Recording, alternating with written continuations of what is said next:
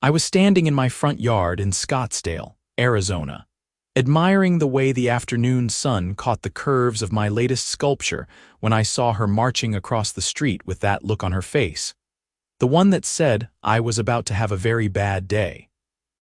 My name is Marcus Reed, and I had spent the better part of 3 months creating the series of abstract metal sculptures that now adorned my property. Each piece stood between 4 and 6 feet tall, welded from reclaimed steel and copper, representing different aspects of the desert landscape I had fallen in love with since moving here 2 years ago. The largest one, which I called Desert Storm, featured sweeping arcs that mimicked the movement of wind across sand dunes, with smaller pieces of polished copper catching the light like fragments of sunset. "Mr. Reed." The woman's voice cut through the peaceful Saturday afternoon like a buzzsaw. "We need to talk about this immediately."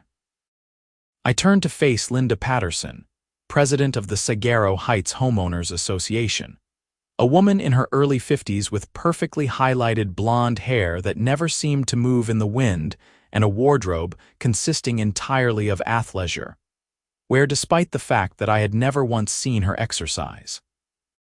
She clutched a leather portfolio against her chest like a shield, her manicured nails tapping against it in agitation. "Good afternoon, Linda," I said, keeping my tone neutral. "What can I do for you? What can you do for me?" She gestured wildly at my sculptures, her voice rising an octave. "You can remove these monstrosities from your yard immediately. They are in direct violation of our community standards, and I have received no fewer than 17 complaints since you installed them last weekend." I crossed my arms and looked at the sculptures again, trying to see them through her eyes. They were bold, certainly, and modern in a neighborhood where most people kept their front yards meticulously minimal with rocks, cacti, and the occasional fountain. But monstrosities, that stung. "These are art installations," I said carefully. "I am a professional sculptor. This is my work." "I don't care if you are Michelangelo himself," Linda snapped. Section 12, Paragraph 4 of our CC and Articles clearly states that all exterior modifications must receive prior approval from the Architectural Review Committee. You installed these without permission. "They are not modifications," I countered. "They are temporary art installations on my own property. No different than garden decorations or lawn ornaments." Linda's face flushed red. "Lawn ornaments are tasteful garden gnomes or bird baths, Mr. Reed, not industrial scrap metal twisted into shapes that look like they belong in a junkyard." I felt my jaw tighten. I had poured my heart into these pieces, spent countless hours in my workshop behind the house heating, bending, and welding each curve and angle to perfection. To have them dismissed so casually made my blood boil, but I forced myself to remain calm. "I think we should table this discussion until I have had a chance to review the HOA documents more carefully," I said. "I believe I am well within my rights." "You have until the end of the week," Linda said, her voice dropping to a threatening tone. "Remove them by Friday at 5 p.m., or the HOA will take action. You will receive a formal notice in writing by tomorrow." She spun on her heel and marched back across the street to her immaculate house with its beige everything and carefully spaced barrel cacti. I stood there for a long moment, staring at my sculptures. The light was perfect now, casting long shadows that added another dimension to the work. A couple walking their dog passed by and stopped to admire them.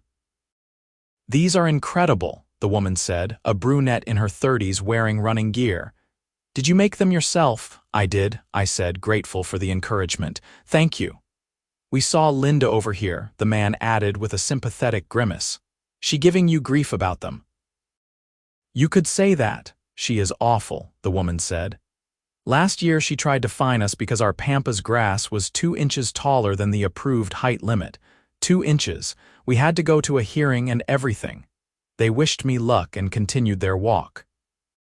I headed inside to my home office and pulled up the digital copy of the CC and Articles, the covenants, conditions, and restrictions that governed our neighborhood. I had read through them before purchasing the house, but I had been more focused on things like noise restrictions and whether I could have a workshop. Section 12.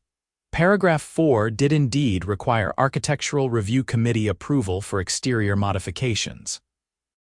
However, paragraph 7 of the same section explicitly exempted garden decorations, seasonal displays, and ornamental items from the approval process, provided they met certain size and placement requirements.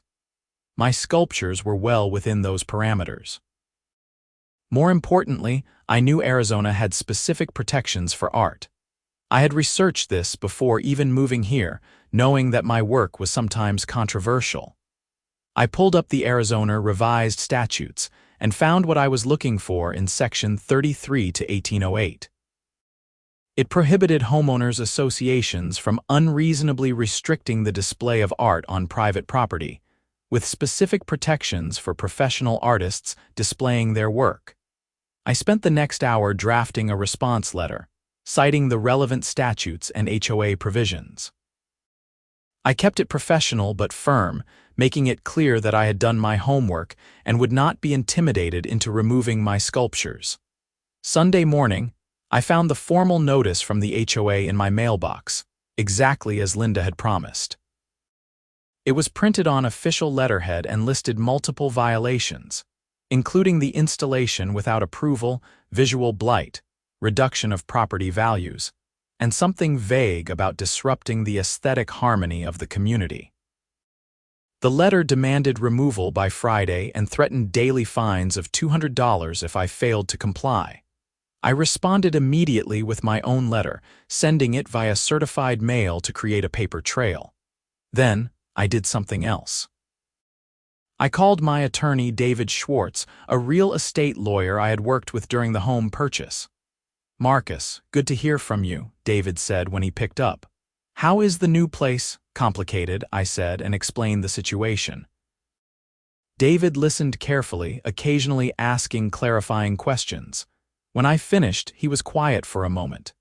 "You are in a strong position legally," he said finally. "The Arizona Art Protection Statute is pretty clear, and you are a professional artist with gallery representation, correct?" "Yes, I have shown work in 3 galleries in Phoenix and Tucson.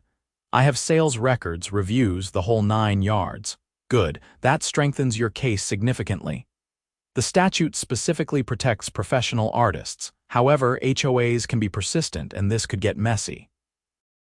"Are you prepared for that?" "I am not removing my sculptures," I said firmly. "I worked too hard on them." "Then we will fight it. Send me everything you have, all the correspondence, the CC and Artiques, photos of the sculptures, your professional credentials. I will draft a formal response, and we will see how serious they are about pushing this." We hung up, and I felt slightly better. At least I had someone in my corner who knew what they were doing. Monday morning, I was in my backyard workshop grinding down a rough edge on a new piece when I heard voices in my front yard. I shut off the grinder and walked around the side of the house to find Linda standing with 2 other women I recognized from the neighborhood.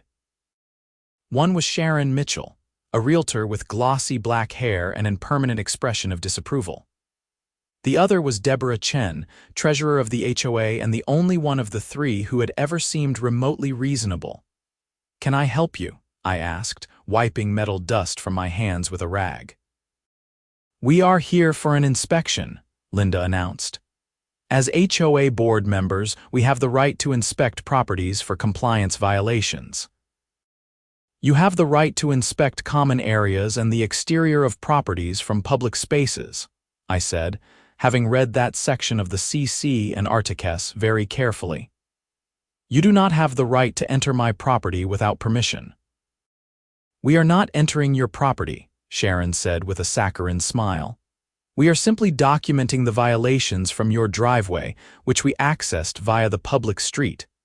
I noticed Sharon was holding a camera and had already been taking photos.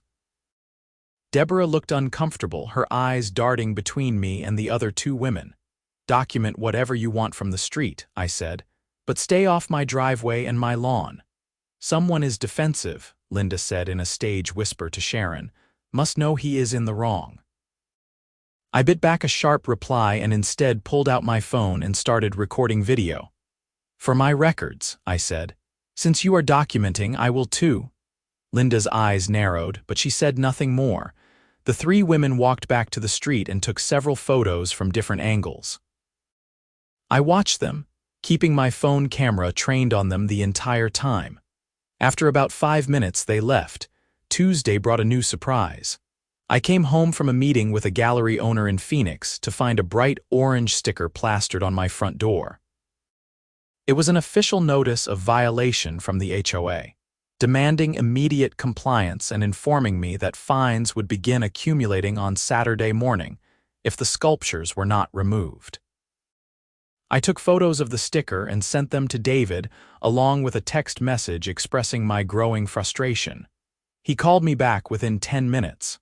"This is harassment," he said bluntly. "They are trying to bully you into compliance before you can mount a legal defense.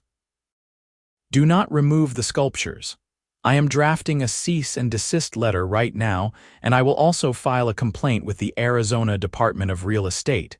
HOAs have to follow proper procedures, and this is not it." "What kind of procedures?" I asked.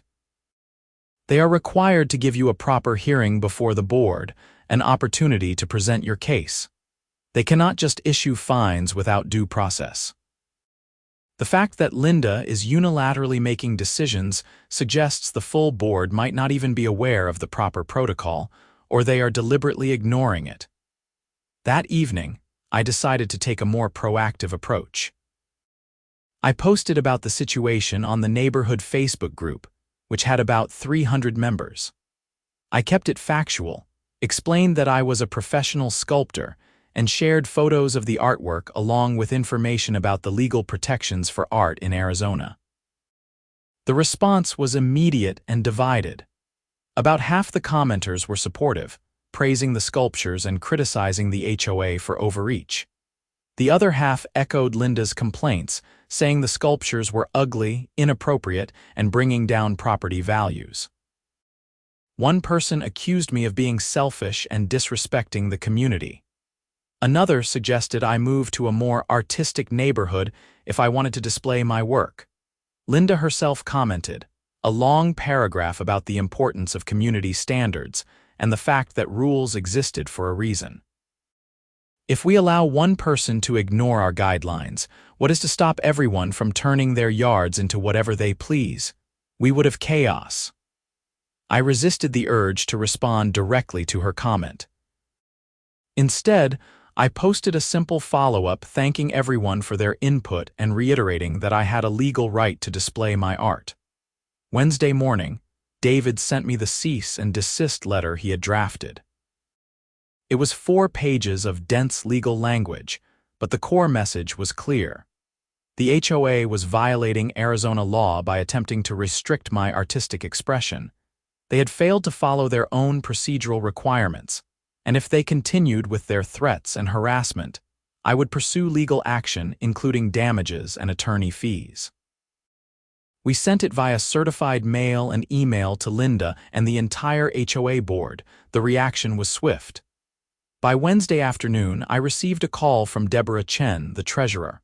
"Marcus, this is Deborah from the HOA board," she said, sounding nervous. "I wanted to reach out to you directly. I think there might be some miscommunication happening." "I am listening," I said cautiously. "I was not aware of the extent of the situation until I saw your lawyer's letter. Linda has been handling this mostly on her own, and I do not think she consulted with the full board about the proper procedures. I have been looking into the Arizona statute you cited, and it seems like you might have a valid point. This was unexpected. I appreciate you looking into it," I said. "Would you be willing to attend the next board meeting? It is Thursday night at 7. We could discuss this in a more formal setting, and maybe we can find a compromise that works for everyone." I agreed, though I made it clear that removing the sculptures entirely was not on the table. Deborah sounded relieved when we hung up. Thursday evening, I arrived at the community center where the HOA board meetings were held. It was a small building near the neighborhood entrance, with a meeting room that had about 20 chairs set up in rows facing a long table where the 5 board members sat. Linda was in the center, flanked by Sharon and Deborah on one side and 2 men I had not met before on the other. The room was surprisingly full. At least 15 residents had shown up. Apparently word had gotten around about the dispute. I recognized some of the faces from the Facebook thread. Linda called the meeting to order with a sharp rap of a gavel, which struck me as unnecessarily dramatic. They went through routine business first, approving minutes from the last meeting and discussing a proposal to repaint the community center. Then Linda's expression hardened. "We now come to the matter of the property violations at 4627 Sagaro Drive," she said, looking directly at me. "Mr. Reed has installed multiple large metal structures in his front yard without architectural committee approval, in clear violation of our community standards. I would like to address the board," I said, standing up. "You will have your turn," Linda said coldly. "First, I want to present the HOA's position. These structures are an eyesore and have generated numerous complaints from residents who are concerned about property values and the overall aesthetic of our neighborhood. Our CC and Articus exist to protect all residents, and we cannot make exceptions just because someone claims their violation is art." Sharon jumped in. "I have done a comparative market analysis, and properties near visually disruptive elements can lose up to 5% of their value. This affects everyone in the neighborhood, not just Mr. Reed." One of the men, who introduced himself as Frank Torres, the vice president, cleared his throat.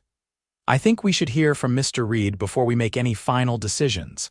Linda looked annoyed but nodded curtly. "Fine, Mr. Reed, you have 5 minutes." I stood and walked to the front of the room, my heartbeat picking up. Public speaking was not my favorite thing, but I had prepared for this. "Thank you for allowing me to speak. As you know, I am a professional sculptor. I have been creating art for 15 years, and I have shown my work in galleries across Arizona and nationally. The sculptures in my front yard are not random junk or a hobby project.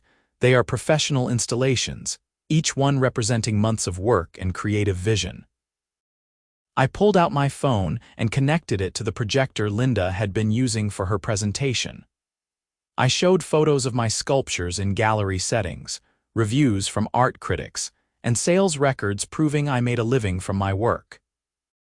Under Arizona Revised Statute 33/1808, homeowners associations cannot unreasonably restrict the display of art by professional artists on their own property. This law exists because Arizona recognizes the cultural and economic value of supporting artists. Furthermore, the HOA's own CC and Articus allow for ornamental displays in front yards without prior approval, as long as they meet size and placement requirements, which mine do. I paused, looking around the room. Some people were nodding, others looked skeptical. I am not trying to be difficult or disrespectful to the community. I chose to live here because I loved the neighborhood, but I am also an artist, and my work is a fundamental part of who I am. I am asking the board to recognize that I have a legal right to display my art and to withdraw the violation notices and threatened fines." Linda's face was red. "That statute does not give you carte blanche to do whatever you want. There are limits to artistic expression when it impacts an entire community." "I would like to hear from the other residents," Deborah said suddenly. "We have quite a few people here tonight. Does anyone want to comment?" An older man in the back stood up. "I live 2 doors down from Marcus, and I think the sculptures are fantastic. They are interesting, well-made, and frankly, a lot more appealing than half the boring yards on this street. I am tired of the HOA acting like we all have to live in identical beige boxes." A woman in her 40s stood next. "I disagree. I bought in this neighborhood specifically because of the standards. If I wanted to live somewhere with random art projects in yards, I would have moved to a different area. This sets a bad precedent." Back and forth it went, about a dozen residents weighing in. The room was split almost evenly, maybe slightly in my favor. Throughout it all, Linda sat with her arms crossed, her expression growing more pinched with each supportive comment. Finally, Frank Torres raised his hand for quiet. "I think we need to table this and do more research. This is clearly a complex issue with legal implications. I move that we postpone any decision for 2 weeks and consult with the HOA's attorney about the Arizona statute Mr. Red cited." "Second," Deborah said immediately. Linda looked furious, but she was outvoted. The motion passed 4-1 with only Sharon voting against it. The violation notice and fines were suspended pending the board's consultation with their lawyer. I left the meeting feeling cautiously optimistic. At least I had bought myself some time. The next 2 weeks were tense. I continued working in my shop, starting a new commission for a corporate office building in Tempe. The sculptures stayed in my front yard, and I noticed more people slowing down as they drove past, some to admire, others to glare. Linda did not let up. She posted multiple times on the Facebook group about the importance of rules and community standards, though she stopped mentioning me by name after David sent her another letter warning about potential defamation.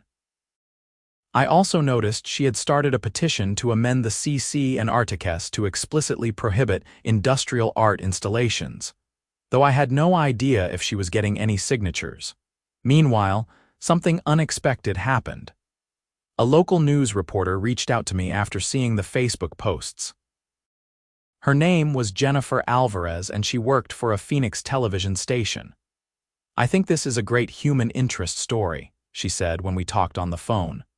"Artist versus HOA, free expression versus community standards. Would you be willing to do an interview?" I hesitated. Part of me worried that media attention would make things worse. But another part of me thought that public pressure might actually help my case. "Let me think about it," I said. I called David to get his take. "It is a double-edged sword," he admitted.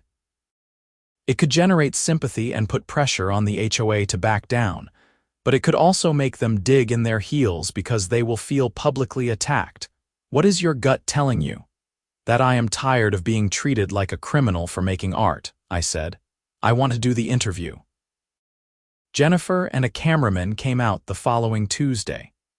She interviewed me in my front yard with the sculptures prominently displayed, asked thoughtful questions about my work and the legal issues, and then knocked on Linda's door to get the HOA's side of the story. Linda, to my surprise, agreed to be interviewed. I watched from my yard as she stood on her front porch and spoke earnestly to the camera about property values, community standards, and the importance of following rules. The segment aired that Friday evening. Jennifer had done a fair job presenting both sides, though I thought the visual contrast was telling. My sculptures looked dramatic and interesting on camera, catching the golden hour light beautifully, while Linda came across as rigid and a bit shrill, especially when she called my work industrial garbage. The response was overwhelming. The station's website had a poll asking viewers whether they sided with me or the HOA, and within a few hours, more than 5,000 people had voted, with 73% supporting me. The comments section was filled with people sharing their own HOA horror stories. More importantly, several prominent figures in Arizona's art community reached out to offer support. The director of the Phoenix Art Museum sent me an email praising my work and offering to write a letter of support. 2 other artists I knew offered to help organize a protest if the HOA continued their harassment, but the media attention also brought more scrutiny. On Saturday morning, I woke up to find my sculptures spray painted with orange X's. Someone had come during the night and vandalized them. I was furious and heartbroken. The paint would not cause permanent damage, I could remove it, but it was a violation, a deliberate attempt to destroy something I had created. I immediately called the police and filed a report. Then I called David. "This is a crime," he said grimly. "Document everything, save the police report, and install security cameras if you do not have them already. This is evidence that the HOA's rhetoric is inciting harassment and possibly violence." I spent the day cleaning the spray paint off my sculptures and installing a Ring doorbell camera and 2 additional cameras covering my front yard. I also posted about the vandalism on Facebook, and the response was overwhelmingly supportive. Even some of the people who had been critical of my sculptures condemned the vandalism. Linda posted a carefully worded comment saying that while she disagreed with my actions, vandalism was never acceptable. It rang hollow. The second HOA board meeting was scheduled for the following Thursday. This time, the room was packed. Word had spread beyond the neighborhood thanks to the news coverage, and several people from outside the community attended, including representatives from 2 artist advocacy groups. Linda looked overwhelmed as she called the meeting to order. Frank Torres took the lead this time. "We have consulted with the HOA's attorney regarding the situation with Mr. Reed's sculptures," he said, reading from a prepared statement. "The attorney has advised us that Arizona Revised Statute 33/1808 does indeed provide significant protections for professional artists displaying their work on their own property. Furthermore, he has advised us that pursuing enforcement action could expose the HOA to legal liability, including damages and attorney fees." Linda's face was stone. Sharon looked like she had just bitten into a lemon. "However," Frank continued, "the attorney also noted that reasonable restrictions are permissible if they are applied uniformly and serve a legitimate community interest. We are therefore proposing a compromise." He outlined the proposal. "I would be allowed to keep my current sculptures, but any future installations would require Architectural Review Committee approval. The approval process would be streamlined for professional art installations, with a guaranteed response within 30 days and clear criteria based on size, placement, and safety rather than aesthetic preferences. It was not perfect, but it was reasonable." I stood up. "I would like to respond." Frank nodded. "I appreciate the board's willingness to find a middle ground. I am willing to accept this compromise on one condition. The architectural review criteria for art installations must be put in writing and added to the CC and Artiques as an amendment. I want clear, objective standards that cannot be arbitrarily applied, and I want confirmation in writing that the violation notices and threatened fines are being permanently withdrawn." Frank looked at Deborah and the other board members, excluding Linda and Sharon. They conferred in whispers for a moment, then Frank nodded. "We can agree to that. We will draft the amendment and the written confirmation within 1 week." "I move to accept the compromise as stated," Deborah said. "Second," said one of the other board members, a man named Phil who had been silent through most of the meeting. Linda finally spoke up, her voice tight with controlled anger. "I vote no. This sets a terrible precedent and undermines the authority of the HOA." Sharon also voted no, but they were outvoted 3-2. The compromise passed. I felt a wave of relief wash over me. It was not total victory, but it was enough. My sculptures could stay, and I had a clear path forward for future installations. As people filed out of the meeting, several residents came up to shake my hand and congratulate me. A few still looked unhappy, but most seemed satisfied that a reasonable solution had been reached. Linda and Sharon left quickly, not making eye contact with anyone. Over the next week, I worked with David and the HOA board, specifically Frank and Deborah, who seemed to have taken over the issue from Linda, to draft the amendment language. We defined art installations as original sculptural or visual artworks created by the property owner or displayed with the artist's permission, and established clear criteria.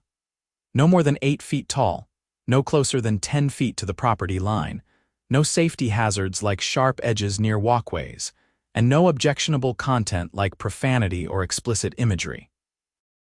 The Architectural Review Committee would evaluate proposals based solely on these objective criteria, not on subjective aesthetic judgments.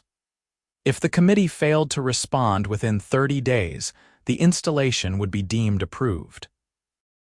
It was more bureaucracy than I wanted, but it was fair and it protected my rights while giving the HOA some degree of oversight. The written confirmation arrived via email and certified mail, signed by Frank as vice president. The violation notices were formally withdrawn, and the letter acknowledged my right to display professional art installations under Arizona law. I thought that would be the end of it. I was wrong. 2 weeks later, I received a letter from an attorney I did not recognize. It was a demand letter on behalf of Linda Patterson personally, claiming that my sculptures had caused her emotional distress and damaged her property values. She was threatening to sue me for nuisance and demanding $50,000 in damages. I stared at the letter in disbelief. This was personal vendetta at this point, not legitimate legal action. David was equally incredulous when I sent him the letter. This is frivolous and almost certainly going nowhere, but we need to respond appropriately. I will draft a response, and we will also explore whether we can countersue for harassment and abuse of process. Before we could send our response, something else happened that changed everything. I came home from a gallery meeting in Tucson late one evening to find police cars in front of Linda's house, their lights flashing blue and red in the darkness. Several neighbors stood on their lawns, watching.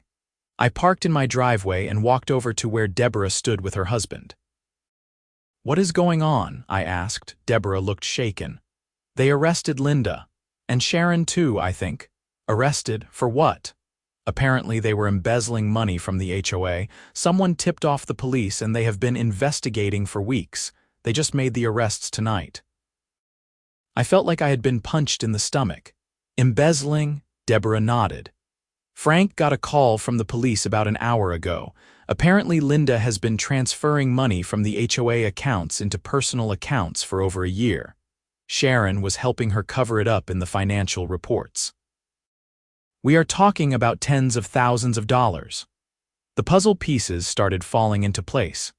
Linda's aggressive enforcement of petty violations, her iron grip on the board, her resistance to any oversight or transparency. She had been using the HOA as her personal fiefdom, and the authoritarian approach had allowed her to hide the theft. Over the next several days, the full scope of the fraud came out. Linda had stolen nearly $75,000 from the HOA reserve fund over 18 months. Sharon had falsified the financial reports presented at board meetings to hide the missing money. They had also been charging personal expenses to the HOA credit card, everything from spa days to vacation hotels. The police investigation revealed that an anonymous tip had come in several weeks earlier, around the same time as my dispute with the HOA had gone public. Someone had noticed irregularities in the financial documents and reported it to the authorities. Frank called an emergency board meeting. Linda and Sharon had both resigned, obviously, and the board appointed interim replacements. The HOA was consulting with attorneys about recovering the stolen funds and deciding whether to pursue civil action in addition to the criminal charges. At the meeting, Frank addressed the sculpture issue directly. "I want to publicly apologize to Marcus Reed. It is clear now that Linda's aggressive pursuit of violations was part of a pattern of authoritarian behavior that allowed her to steal from all of us. Marcus was right to stand his ground, and I am glad the board ultimately did the right thing." There was applause from the residents present. I nodded my appreciation, though I still felt a bit shell-shocked by the whole situation. The criminal case moved forward. Linda and Sharon were both charged with multiple felonies, including theft, fraud, and misuse of HOA funds. Linda's attorney tried to negotiate a plea deal, but the prosecutor was not interested in going easy. The case had attracted media attention. The same reporter who had covered my story did a follow-up piece on the embezzlement, and the county attorney wanted to send a message about HOA fraud. The trial took place 6 months later. I attended one day of testimony, curious to see how it would all play out. Linda sat at the defense table looking diminished, her perfectly highlighted hair now showing gray roots, her usual confident demeanor replaced by a hunched, defeated posture. The evidence was overwhelming. Bank records, emails, falsified financial reports, testimony from forensic accountants. Sharon took a plea deal and testified against Linda, describing how Linda had pressured her into helping with the cover-up by threatening to expose Sharon's own misuse of HOA funds for personal favors. The jury deliberated for less than 4 hours. Guilty on all counts. Linda was sentenced to 4 years in prison and ordered to pay full restitution plus penalties. Sharon got 18 months and 3 years probation. Life in Scottsdale Heights slowly returned to normal, or at least a new version of normal. The HOA board, now with almost entirely new members, implemented new financial oversight procedures and brought in an outside accounting firm to audit the books regularly. Frank remained as vice president and was eventually elected president, running on a platform of transparency and reasonable enforcement of rules. The CC&R amendment protecting art installations was formally adopted by a vote of the full membership, passing with 78% approval. Several other artists in the neighborhood, emboldened by my fight, started displaying their own work. A photographer put up a series of large-format prints on her garden wall. A painter created a colorful mural on his backyard fence that was visible from the street. The neighborhood actually became known in the area as an arts-friendly community, which attracted buyers who appreciated creativity and self-expression. Property values did not decline. In fact, they went up slightly, driven by the uniqueness of the neighborhood compared to the cookie-cutter developments surrounding us. I created a new sculpture to commemorate the whole experience. I called it Conformity, a twisted mass of identical beige rectangles being broken apart by a burst of colorful, organic shapes. It stood 7 feet tall in my front yard, right next to Desert Storm. Linda's demand letter was withdrawn after her arrest, and I never heard from her attorney again. I did run into her once, about a year after the trial, at a grocery store in Scottsdale. She was out on some kind of work release program, wearing an ankle monitor. We made eye contact briefly. She looked away quickly, her face flushing red, and hurried down a different aisle.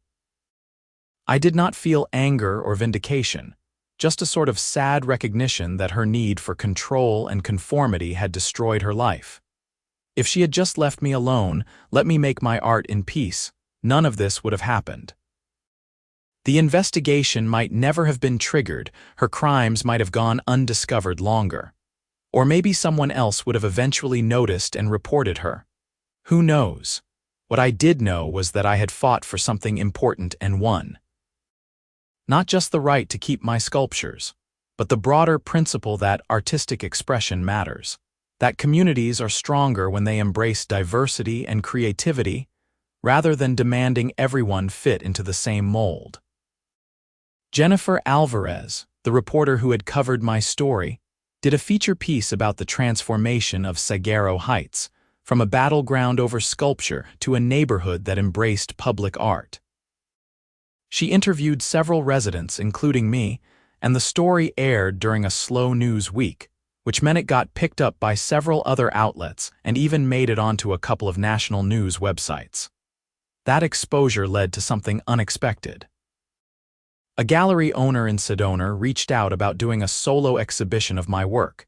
She had seen the news coverage and been intrigued by the pieces shown in my front yard. The exhibition, titled Against Conformity, opened 8 months after the trial and was a massive success. I sold 12 pieces, including several major commissions, and got written up in Southwest Art magazine. The success of that show led to more opportunities. I was invited to create a public sculpture for the city of Phoenix, a 15-foot-tall piece that now stands in a downtown plaza. I taught a workshop on metal sculpture at Arizona State University. I even got a call from a documentary filmmaker who wanted to make a short film about artists fighting HOAs, though that project eventually fell through when her funding did not come together. Through it all, my sculptures remained in my front yard, a daily reminder of the principle I had defended. They changed with the seasons and with my evolving artistic vision. I rotated pieces out, bringing new work from my studio to display, taking older pieces to galleries or storing them. The Architectural Review Committee approved every installation I submitted, usually within a week. Frank and I became friends, bonding over the shared experience of dealing with the crisis. He confessed to me one evening over beers that he had been the one to report Linda to the police after noticing discrepancies in the financial reports and doing some digging on his own. "I felt terrible about how she treated you," he said. "And when I started looking into the finances more carefully because I was worried about the legal liability from your case, I found irregularities. It took me a few weeks to gather enough evidence to be sure, but once I was certain, I had to report it." "You did the right thing," I told him. "For the whole community." "I should have been paying attention sooner," he said with regret. "We all should have. Linda had way too much unchecked power for too long." It was a good lesson about the importance of oversight and accountability, not just in HOAs but in any organization. Power concentrated in the hands of one person, especially someone who demands conformity and punishes dissent, is a recipe for abuse. Deborah also became a good friend. She felt guilty about not pushing back harder against Linda earlier, though I reassured her that she had ultimately done the right thing by supporting the compromise. She took over as treasurer after Sharon's arrest and implemented rigorous new financial controls. The neighborhood held an art walk one Saturday in the spring, about 18 months after my initial confrontation with Linda. 20 artists displayed work, not just visual art but also live music, poetry readings, and even a dance performance. Hundreds of people from across Scottsdale came to walk through the neighborhood, admire the art, and enjoy the community atmosphere. My sculptures were featured prominently in the promotional materials, and I gave a brief speech at the opening ceremony about the importance of supporting artists and protecting creative expression. I kept it light, not dwelling on the conflict, focusing instead on gratitude for the community's support and excitement about the future. Linda was still in prison then, serving her sentence at the state facility in Perryville. I occasionally wondered if she heard about the art walk, about how the neighborhood she had tried to control so tightly had transformed into something she would have hated. I hoped she had time in prison to reflect on what had driven her need for conformity, whether it was fear or insecurity or just a misguided sense of order. But mostly, I just moved forward with my life and my art. Sharon got out after serving her full 18 months and left Arizona entirely. I heard through the neighborhood grapevine that she moved to Oregon to live with her sister. She never contacted me or apologized, not that I expected her to. My workshop behind the house expanded. I hired an assistant, a young sculptor fresh out of art school who needed experience and mentorship. We worked together on larger pieces, and I taught him the techniques I had spent years developing. It was fulfilling to pass on that knowledge, to help shape the next generation of artists. The sculptures in my front yard continued to evolve. I created a series inspired by Arizona's desert flora, abstract representations of saguaro cacti and ocotillo that captured the organic curves and surprising grace of plants, adapted to harsh conditions. Another series explored themes of freedom and restraint, using chains and barriers broken apart by flowing lines.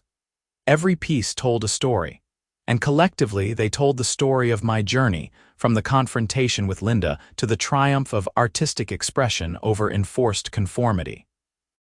Visitors to the neighborhood often stopped to take photos, and I always made time to talk with anyone who was genuinely interested in the work. I never took the sculptures for granted. Every time I walked out my front door and saw them standing there, catching the Arizona sun, I felt grateful for the fight I had won and the precedent it set. Other artists reached out to me occasionally, facing their own battles with HOAs or municipalities, asking for advice and support. I always helped when I could, connecting them with David or other attorneys, sharing my story, encouraging them to stand firm. The legal protections for art in Arizona were solid, but they only mattered if artists were willing to assert their rights. Too many people backed down in the face of HOA threats, removing their work or moving away rather than fighting. I understood the impulse. Conflict is exhausting and expensive, but I also believed that every time an artist stood their ground, it made it easier for the next person. 3 years after the initial confrontation, I received an unexpected letter. It was from Linda, postmarked from the prison. I stared at the envelope for a long time before opening it, not sure I wanted to read whatever she had written. The letter was surprisingly brief and almost humble. She apologized for her treatment of me, acknowledged that she had been wrong to target my sculptures, and admitted that her need for control had been driven by deep personal insecurities and a fear of chaos. She did not make excuses for the embezzlement, simply stated that she had been attending therapy in prison and trying to understand what had led her down that path. She ended by saying she hoped I was still making art and that the neighborhood had found peace. I read the letter twice, then filed it away. I did not respond. I had moved past anger long ago, but I also did not feel the need to offer her forgiveness or reassurance. What she had done to me and to the community had consequences, and she was living with those consequences. That was enough. Life continued its steady rhythm. I created art, sold pieces, taught workshops, enjoyed my home and my neighborhood. The sculptures in my front yard became a landmark of sorts. People gave directions referencing them. Turn left at the street with the metal sculptures. Rideshare drivers used them as an identifying feature when picking up passengers in the area. The HOA remained functional and far less intrusive than it had been under Linda's rule. They focused on genuinely important issues like maintaining common areas, organizing community events, and ensuring basic standards were met. The obsessive enforcement of petty rules faded away, replaced by a more reasonable approach that respected individual property rights while still maintaining community cohesion. I never regretted buying the house in Saguaro Heights, despite everything that had happened. The fight had been worth it, not just for me, but for everyone who came after. The neighborhood was better for having faced the crisis and come out the other side with stronger protections for individual expression and better safeguards against abuse of power. My art continued to evolve, growing bolder and more ambitious. I started working with new materials, incorporating glass and reclaimed wood along with metal. I experimented with kinetic elements, pieces that moved with the wind or could be manually adjusted to create different configurations. Each new piece pushed my boundaries and challenged me to grow as an artist.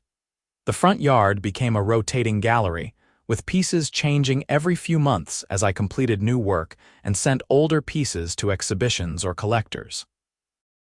The Architectural Review Committee approved every installation, true to their commitment to support professional art.